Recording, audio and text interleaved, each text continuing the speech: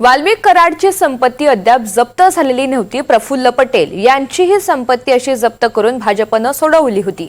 याची अख्खी यादीच आमच्याकडे आहे अशी प्रतिक्रिया कराडच्या संपत्तीवर संजय राऊत यांनी व्यक्त केली आहे। तर कराडची संपत्ती जप्त झाली म्हणजे जे मंत्री आहेत त्यांची संपत्ती जप्त झाल्यासारखं होईल असं नाही, असं विजय वडेट्टीवार यांनी म्हटलंय।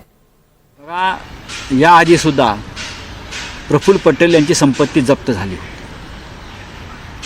सोडवली ना।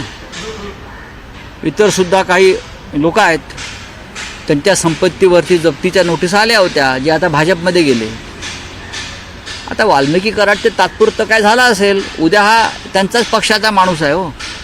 प्रफुल्ल पटेल यांची संपत्ती जप्त झाली होती ना 350 कोटीची, आणि अख्खी यादी आहे कोणाकोणाची संपत्ती जप्त झाली होती। आणि मग भाजपमध्ये गेल्यावर कशी मोकळी झाली। उद्याची लोकसभा आणि विधानसभा आली परत की वाल्मिकी कराड परत संत होणार।